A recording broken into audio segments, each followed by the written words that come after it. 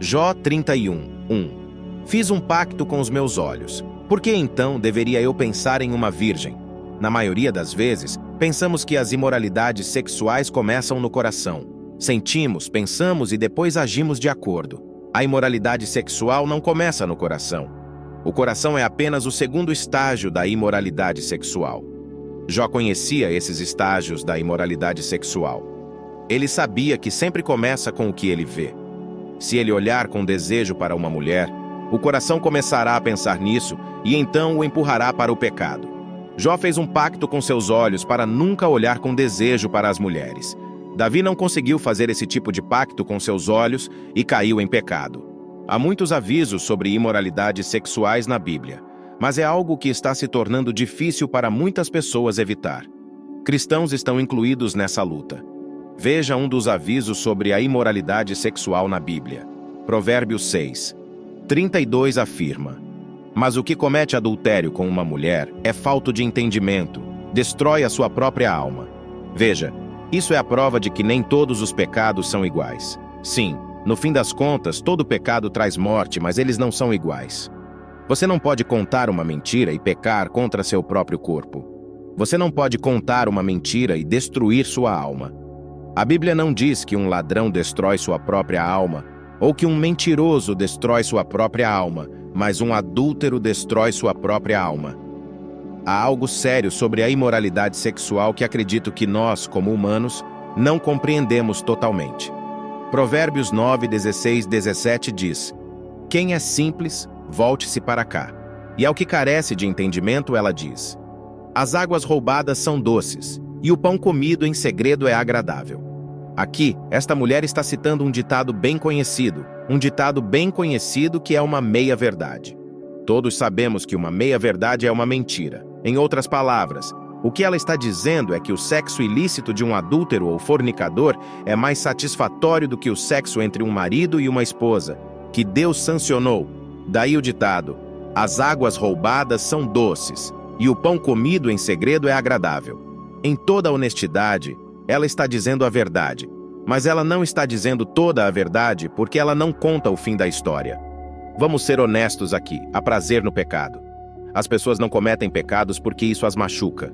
Não, as pessoas cometem pecados porque há prazer no pecado. Há prazer no pecado por um período de tempo, e esse prazer no pecado é o que ela está falando. Há um verdadeiro encanto na excitação, independência, camaradagem e prazer em quebrar os mandamentos de Deus e o conselho da sabedoria. O pecado tem seus prazeres por uma temporada, mas no versículo 18 de Provérbios 9, Salomão então diz aos leitores a parte que ela convenientemente omitiu. Mas ele não sabe que ali estão os mortos, que os seus convidados estão nas profundezas do inferno. Ouça isso mais uma vez. Mas ele não sabe que ali estão os mortos, que os seus convidados estão nas profundezas do inferno. A imoralidade sexual é algo com o qual não devemos brincar. Uma área importante de imoralidade sexual que está na igreja hoje é a pornografia. Este é um problema sério no cristianismo hoje. Isso é algo que precisamos abordar na igreja hoje. Você verá muitas pessoas que não olham para o sexo oposto com desejo, mas assistem pornografia no canto de suas casas. Algumas pessoas pregam contra olhar para o sexo oposto com desejo, mas não conseguem parar de assistir pornografia no canto de suas casas. O problema que a pornografia traz não é apenas vício e imoralidade sexual, é muito além disso. Afeta a pessoa psicologicamente. De acordo com as estatísticas, cerca de 40 milhões de americanos assistem regularmente. Também se sabe que 35% de todos os downloads da internet estão relacionados à pornografia. Na igreja, 1 em cada 5 pastores jovens assiste regularmente, e 1 em cada 7 pastores adultos assiste regularmente. Cerca de 70% dos cristãos ou membros da igreja ainda estão lutando contra isso hoje e assistem pelo menos uma vez por mês. 90% dos adolescentes e 96% dos jovens adultos estão encorajando, aceitando ou ficando neutros na discussão desse tema. Isso não é para julgar ninguém. Não estamos julgando pessoas que estão lutando para sair desse vício, mas isso não é algo que você deve aceitar como parte da sua vida. Se Jó disse que fez um pacto com seus olhos para não olhar com desejo para as mulheres, por que você não deveria fazer o mesmo pacto para não assistir pornografia? Muitas pessoas nem sabem mais como se relacionar com outras pessoas por causa desse vício. Muitas pessoas estão enfrentando depressão porque se odeiam por isso. Então, o que acontece no mundo invisível quando você assiste pornografia e isso se torna um vício? A verdade simples e clara é que isso se torna uma fortaleza, e uma vez que Satanás tem uma fortaleza em sua vida, ele não a deixará ir facilmente. É por isso que as pessoas querem parar, mas não conseguem. 10, 20, 30 anos lutando contra o mesmo pecado. Por quê? Porque é uma fortaleza. 1 a 3 cliques e você tem acesso a outro mundo. Quanto mais você está nesse mundo da pornografia, mais profunda essa fortaleza se torna e mais suas garras se envolvem em você. Há uma história de um jovem que foi à igreja e pediu oração ao pastor. Ele chegou ao pastor dizendo: "Pastor, pastor, preciso de oração." O pastor perguntou: "Para quê?" Ele disse que toda vez que tentava orar, as imagens dessas coisas impuras que ele estava assistindo na internet apareciam em sua cabeça. Toda vez que ele orava, ele começava a ver essas coisas em sua mente e parava. Era como se houvesse um muro literal entre ele e Deus. Isso até afetou seu relacionamento com Deus. Esse jovem veio ao pastor em lágrimas. Ele queria parar, mas não conseguia.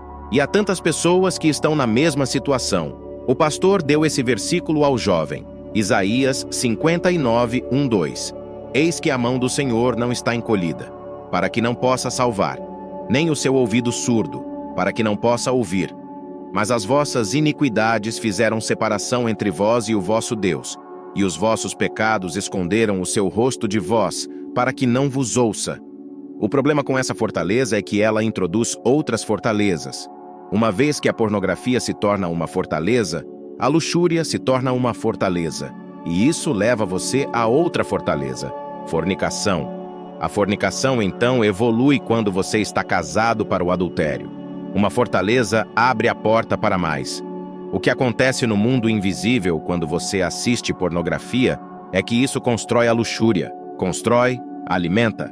Dá nutrição à luxúria. Dá à luxúria tudo o que ela precisa para crescer. Quando a luxúria arde nos corações das pessoas, faz com que elas se comportem de maneira tola e irracional. O pior é que as pessoas continuarão sofrendo pelas ações irracionais que cometem através da luxúria de seus corações, mas não desistirão dessas ações. Permita que este sermão seja um aviso contra a luxúria. A verdade é que a luxúria é algo que você tem que lutar em cada estágio da vida. Mesmo se você tiver 16 anos, você tem que lutar contra a luxúria. Se você tiver 60 anos, você tem que lutar contra isso. Se você é solteiro e pensa que a luxúria vai desaparecer quando você casar, isso é uma mentira. Você tem que lutar contra a luxúria em cada estágio da sua vida. Acredito que uma das maiores causas de nossos arrependimentos como humanos é a luxúria. Se você quer um futuro melhor para si mesmo, tem que lidar com a luxúria. A luxúria nublará seu julgamento. A luxúria destruirá você. A luxúria destruirá seu lar. A luxúria destruirá sua saúde. A luxúria tirará seu dinheiro. A luxúria roubará sua alegria. A luxúria colocará um muro entre você e Deus. A luxúria jogará você em um buraco mais profundo do que você jamais pensou que poderia ir. A luxúria, se não for controlada, deixará você em um lugar onde se perguntará: como cheguei aqui? Digo tudo isso porque vi em primeira mão com meus próprios olhos. Vi a luxúria fazer isso com as pessoas. Vi a luxúria fazer com que duas pessoas que não tinham a intenção de ficar juntas tenham que criar um filho juntos por causa da luxúria. Vi pessoas ficarem em relacionamentos que não levavam ao casamento por causa da luxúria. Vamos ser honestos. A luxúria fará você contatar pessoas que não têm nada a ver com você. A luxúria nublará sua mente e julgamento. Sua capacidade de tomar boas decisões sai pela janela quando a luxúria está envolvida. Quando você tem sexo em mente, suas habilidades de raciocínio e tomada de decisão são pobres. A luxúria faz você irresponsável. É como uma droga. Quando as pessoas estão sob efeito de drogas, não são tão responsáveis quanto seriam com a mente sóbria. A luxúria fará um homem desistir e destruir um casamento de 20 anos por 10 minutos de prazer. Não é realmente tolo para um homem que construiu um casamento de 20 anos desistir de sua esposa e filhos e começar a perseguir uma garota por 10 minutos de prazer? Qual é a sabedoria de um homem deixar sua esposa para perseguir a esposa de outro homem? A luxúria venda um homem e rouba sua sabedoria e força. E uma das maiores mentiras que você ouvirá é que a luxúria é um problema apenas masculino. Não é. As mulheres lutam contra isso tanto quanto os homens. Existem algumas coisas que as pessoas fazem e tentam responsabilizar o diabo, enquanto na verdade foi a luxúria que as fez agir assim. Por que você acha que Jó fez um pacto com seus olhos? A ideia do pacto, o termo pacto, é de origem latina, convênio, que significa uma união. Pressupõe duas ou mais partes que se unem para fazer um contrato, concordando em promessas, estipulações, privilégios e responsabilidades. Ele estava em acordo com seus olhos sobre o que olhar. Como diz em Jó 31:1, fiz um pacto com os meus olhos. Por que então deveria eu pensar em uma virgem?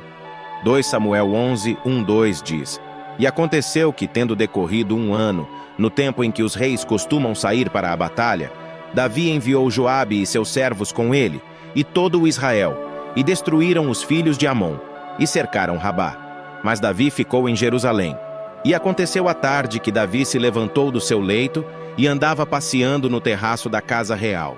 E viu do terraço a uma mulher que se estava lavando, e era esta mulher muito formosa à vista. Vê-la levou a todos os problemas de Davi. Os olhos veem, e então o coração armazenará, e o cérebro começará a processar, fazendo você pensar nisso o tempo todo. Quando você comete pecado sexual, você não está pecando contra outras pessoas. Você não está pecando fora de seu corpo. Você não está pecando para destruir a vida de outras pessoas, mas está pecando contra seu próprio corpo. Você está destruindo sua própria vida. 1 Coríntios 6,18 diz, fugi da fornicação. Todo pecado que o homem comete é fora do corpo, mas o que fornica peca contra o seu próprio corpo. Fuja dos pecados sexuais e de todas as formas de pecado sexual. Fuja das fontes do pecado sexual. Estou tentando lutar contra uma guerra na minha mente. Não sei quem é o vencedor esta noite, mas não sou eu.